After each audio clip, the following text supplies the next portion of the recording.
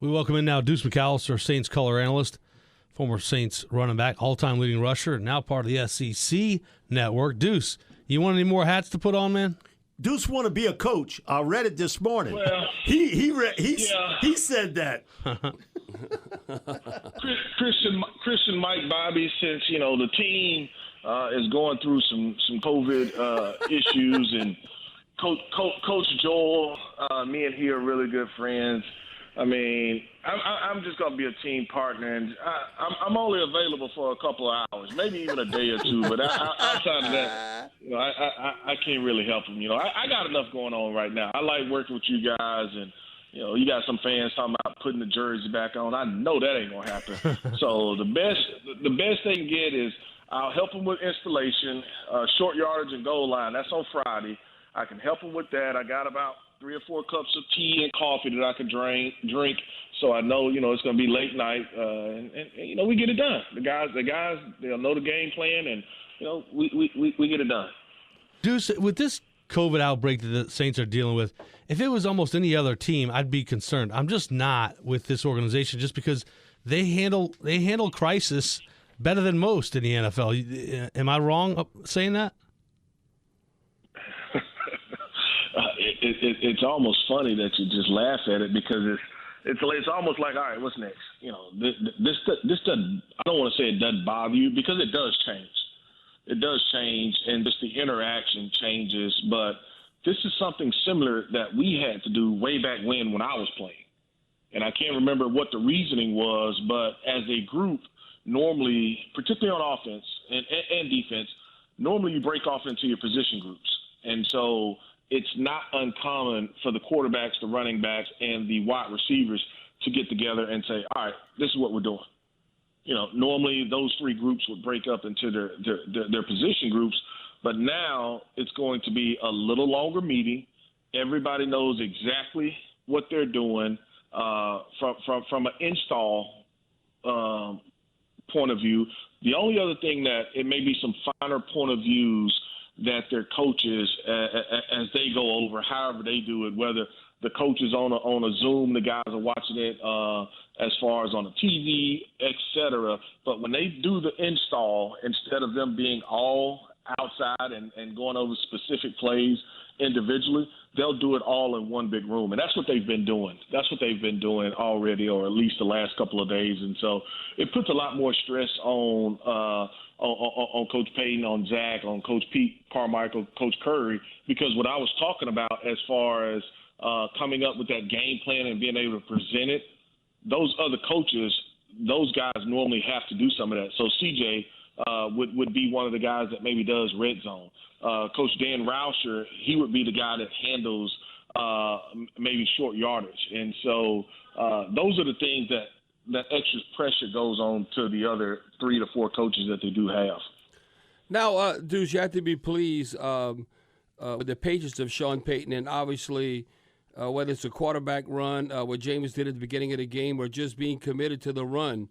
I don't think we've seen too many games where we've seen the other way around, but having 39 rushing attempts and only 21 passing attempts. Usually it's the other way around, but I know you have to be pleased. Overall, the running game, basically 4.5 yards a run. Here's Alvin Kamara. He had his, 23 touches. Tony Jones, he averaged 4.5 yards a run. And Jameis, he had a long gain of 15. But those 39 yards on those 6 attempts, they were critical when it came about. But you had to be pleased how well we ran the ball, and kept the Packers off balance. I definitely think that they're pleased from it, and I don't think that is the exact formula that they will use week in and week out, but it's one that they know that can work. And so it was really just for Jameis in certain situations, it was taking what the defense would give you.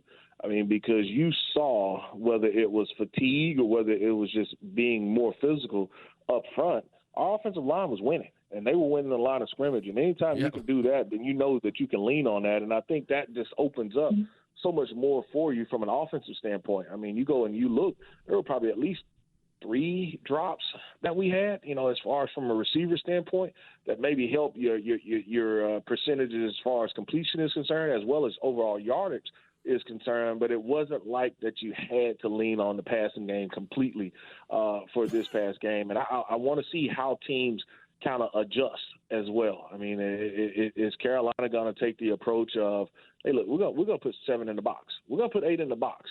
And receivers, we'll play man-to-man, and we're going to play bump and run, and you've got to show us that you can beat us. And so certain teams are going to do that because they have the personnel, and I just wonder, is that how Carolina is going to approach us this weekend? Deuce, one of the things, throughout the years, Carolina, the straw that turns the drink for them on offense, didn't last year because he was hurt, was Christian McCaffrey.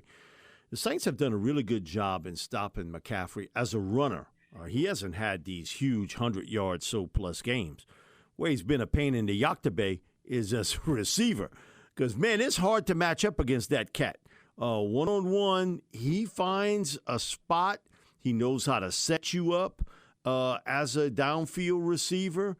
And to me, that's the scariest part of McCaffrey. Because I think this team has a pretty good bead on stopping him as a runner. It's as a receiver where he's dangerous. And then he's one-on-one. Man, he slips out of one tackle, and he's got another gear that he can kick into out in the open space. I think that's critical in this football game. Is I understand stopping the run with him, but, man, to match up with him downfield as a receiver is really a chore for anybody in this league.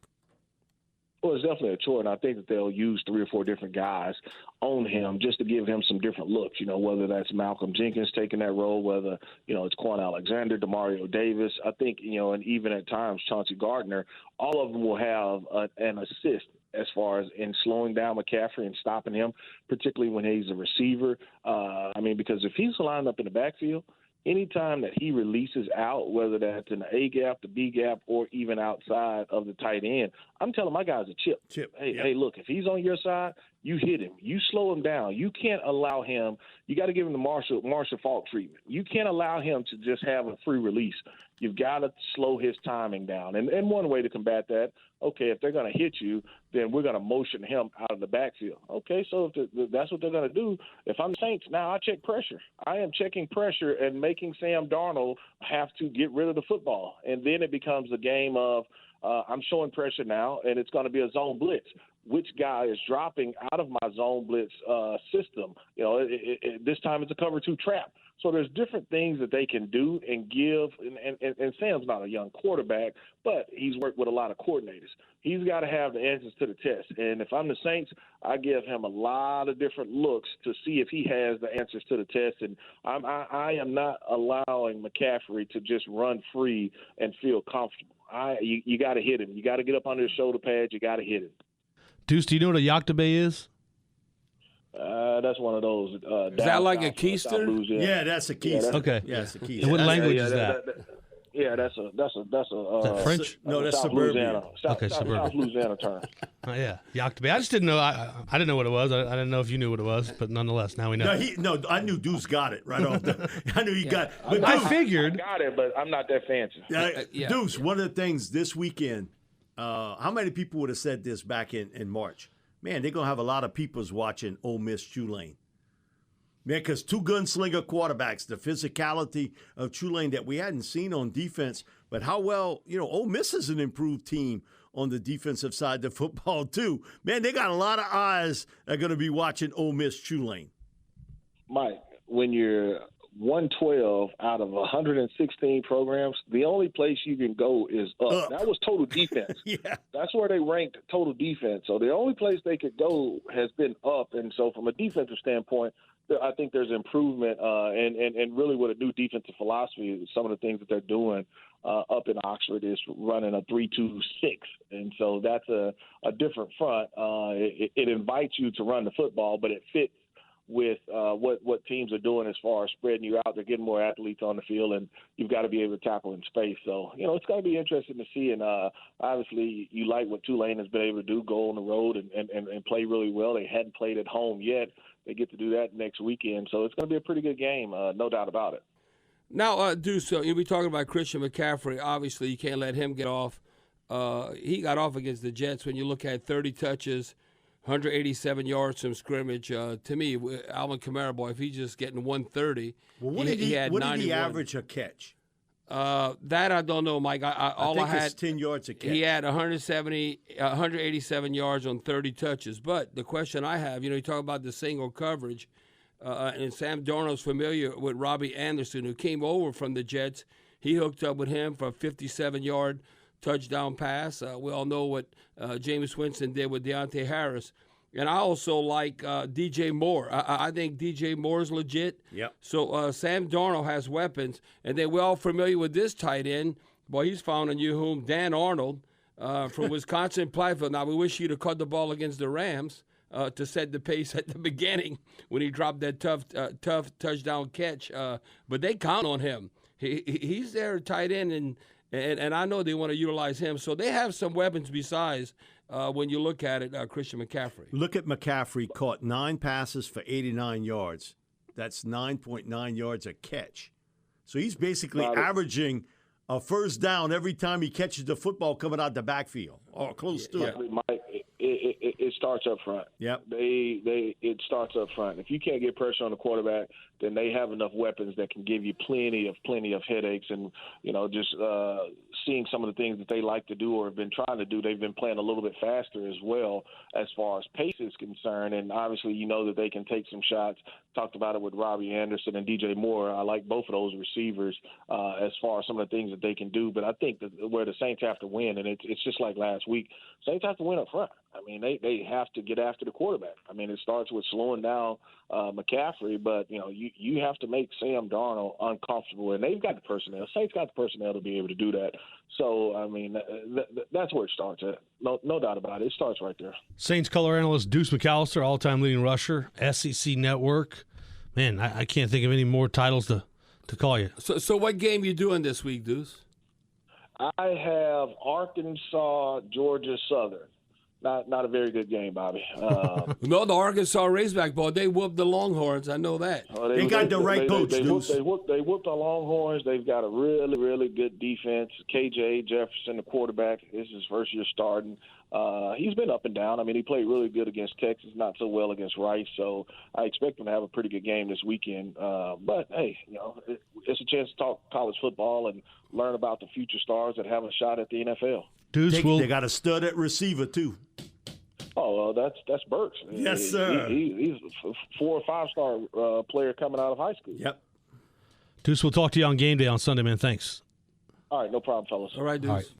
Odyssey now has hundreds of new exclusive music stations for you to discover your new summer soundtrack. Get moving with worthy workouts for a cardio sesh fueled by today's top artists. Hanging with your crew? Throw it back with Picnic Party for old school jams for your cookout. Or sail away with Odyssey's new yacht rock station, Jugger Yacht. For summer barbecues, road trips, Or relaxing poolside. hundreds of new exclusive stations, plus all your favorite local radio stations and podcasts. It's all on Odyssey. Brought to you by Macy's, Geico, and Coke Zero Sugar.